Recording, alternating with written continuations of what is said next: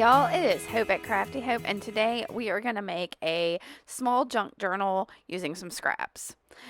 To start off, I grabbed an old file folder. This actually may not be technically a scrap, but it's something I had laying around. It wasn't serving any purpose, and so I'm going to use it for the cover of our junk journal, which is where we're starting.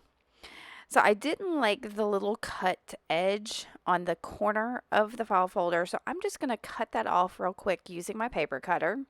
Now, if you want to draw a line or keep that on there or whatever, you can exclude this.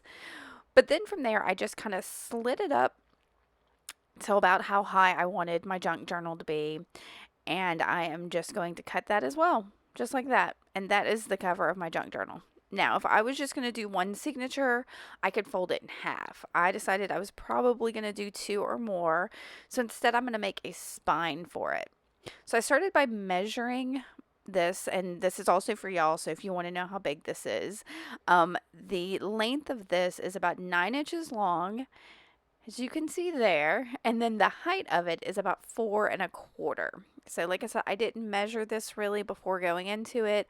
I just kind of like eyeballed it and decided that's where I want it to be. So then I pulled out my my cutting board is a scoring board, and folded it out. And since half of 9 inches is 4 1/2, I decided to do a 1/4 inch on either side of the half. So at 4 1/4 inches and 4 3/4 inches, I scored my journal cover to make a spine. So I'll try to put that information below if you need it, or you can ask me any questions about that. But basically, that's all I did is I figured out where the center was and measured out from the center, um, you know, a 1/4 inch on each side to make my spine. Now I've pulled out my scraps. I've got a couple of these little scrap boxes. They're really intended for tiny little scraps, but I've wound up with these larger pieces in here from some of my experiments and stuff like that. And I was getting a little frustrated with it because every time I went to find a tiny scrap, I was having these huge pieces in there. So that's what I'm pulling out, are these bigger pieces that could actually make pages in this junk journal. Now, I want them to be able to fold over so I can make signatures. Now, a single page that you fold is called a folio. I believe that's right, y'all. I'm no expert on bookmaking, but when you stack all those folded pages together, that's your signature. So that's what we're going to make now, are our signatures. I'm starting with a piece of paper that's about the right height to go into my journal cover, and from there, I don't know why I didn't just tear it there. I don't know. I'm going to fiddle with this a little bit, but I'm using my ruler as a straight edge, and I am just going to tear down my papers. As I said, they're folded in half, and then I am tearing off any of the excess. So I'm going to go through this stack here. I'll let you see a couple of them as I measure them out, and get an idea of just like how quickly this can go.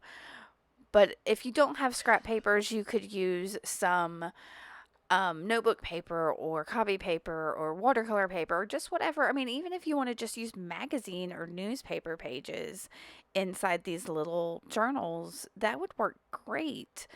Depending on what it is you want to do with these little journals. So, and this one came together pretty quickly. I do have this sped up a smidge to kind of fill out some of this junk journal. I did pull out some special papers and some other papers from my stash. That one I'm tearing now is from Tiffany of Southern Gals Designs, and then I had some Japanese washi from my friend Ginger, because apparently Japanese paper is called, or especially that thin like tissue type paper, is called washi, and that's where the term washi tape comes from. So now I'm counting out my pages, because I knew I wanted, at this point, I was going to make 2 signatures. I don't think I had enough pages to make 3. And I'm just kind of putting them in stacks of 2. Now, you can make as many signatures as you want. Just make sure it doesn't make your book too bulky when you put them into the spine. 1 or 3 signatures probably would have been easier for me because you can just go straight down the center of your spine, but I'm just going to draw a couple lines in mine in just a second to show you. For now, you're getting to see how I stacked my signatures. I'm making decisions about what pages I want out and what I want in and what pages I want next to each other and that kind of thing. So I've got those stacked and they are, yeah, I'm getting them even and stacked, and I should have pinned them, and we'll get to some of that in just a minute. For now, I'm going to go ahead and grab my ruler and draw the 2 lines inside my spine. And I'm eyeballing this again. I could be exact, but it's going to work out just fine. This is a little journal that's personal for me to use for my art journaling and not something that I expect to like last forever. So, and now we're going to decorate. So what I'm using are just those little scraps that we tore off the edges of the folios. How about that? So we're putting scrap on scrap on scrap. So, and I'm just using a Noohoo glue stick and gluing those little scraps down. And I don't know, just grabbing at them and stacking them.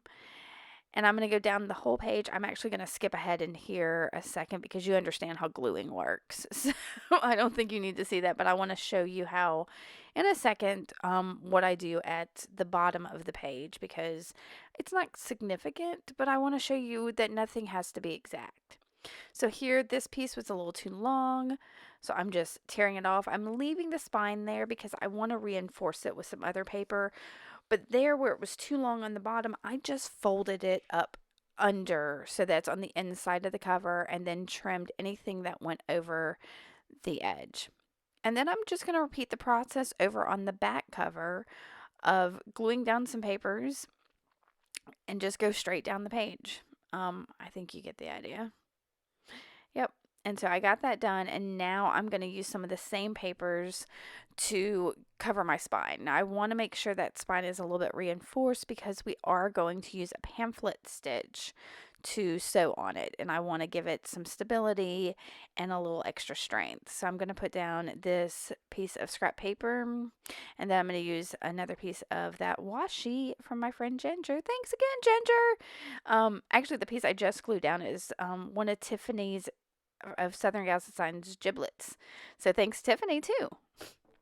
So I'm going to get that glued down. And then here's the washi that I'm coming in with. And I think they turned out really pretty.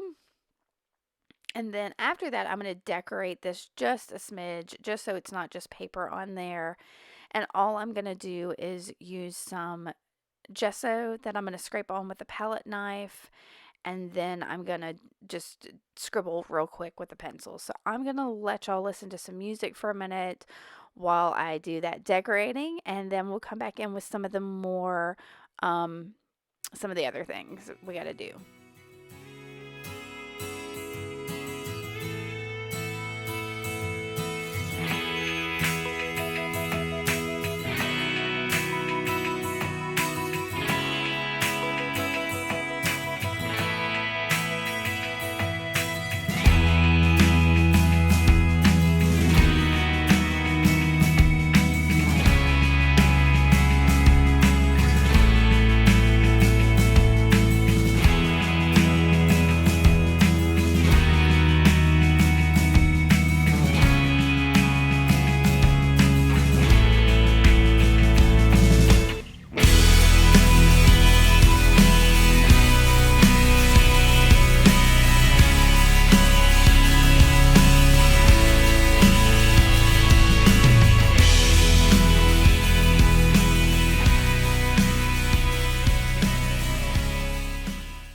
Y'all, we are back. Our cover is all decorated, and now we're gonna sew our signatures in. Now I'm gonna go ahead and forewarn you that my first signature goes a little wonky on me, but the second signature comes together much easier.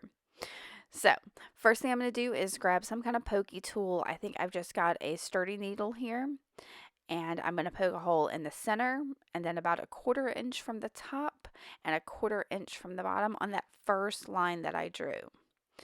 From there, I'm going to try to line up my signature, my first signature, and kind of eyeball where that first hole is, where that middle hole is, and where that bottom hole is. Now, my mistake in this is that I should have clipped that signature together somehow with a paper clip or a clothespin or some other kind of clip to make it a little bit easier to keep all of those together. I didn't do that. I wasn't thinking. So here I've come in with a little bit of waxed cord, um, and I'm going to use another needle. I think I wanted something with a bigger eye on it. And I'm going to thread that. Do not tie a knot. And you're going to go, and you can start on the inside or the outside, but you're going to start on your center hole. I like to do it on the inside sometimes, from the outside, either way. But you're going to pull that through and leave a tail. Now you're going to want to leave several inches of tail because we're going to tie this at the end, and that tail also helps you have something to hold on to while you're doing this.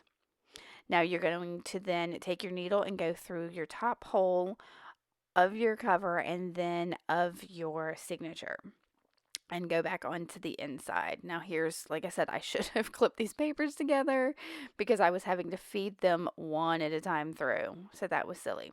So I'm holding my tail and pulling that through, and then I stop and think for a second, and then I remember, oh yeah, I need to go back through the middle hole once again.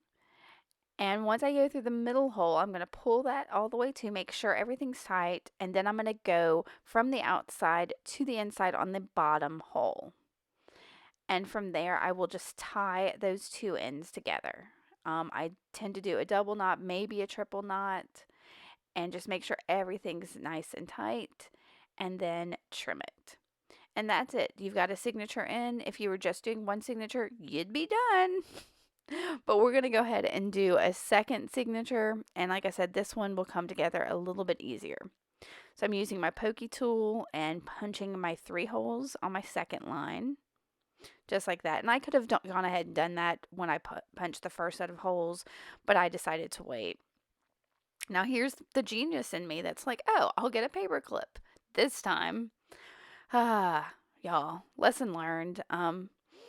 So I am going to hold that in there and eyeball again, and I'm going through all 3 pages. I'm in all my pages of my signature into my hole, and I am pulling the needle through. Then I'm going to find my hole in the spine at the top and poke it there, and then also through all the pages of my signature. You see, I didn't pre-punch those holes this time. And then back through the center and out, and then in through the hole in the bottom, and tie. And that's it. That second signature is in. I don't know what I was doing there, but that second signature is in, and for the most part, this journal is done. I'm going to add a little bit more to the cover, I believe, once I trim this knot. Just adding a strip of fabric over on the right side of it, because I was thinking, well, first off, I had some of my file folders showing there, but I was thinking I might sew on some kind of closure, but I think I want to wait until this book is done and I see how thick it gets. Alright guys, I'm sorry that it got a little wonky there with how it goes in, but if you have any questions about how to make that pamphlet stitch that I wasn't clear on, I'll possibly do another journal tutorial another time that shows it a little bit better, but I wanted to show you how easy it is to throw together a quick little junk journal with just some scraps that you've got sitting around. You don't have to have a ton of supplies to make something pretty to make art in. Alright, here's some pictures of it, and I hope you enjoyed this. If you did, give me a thumbs up. Make sure to subscribe, and keep on crafting on. Thanks for watching, y'all. Bye.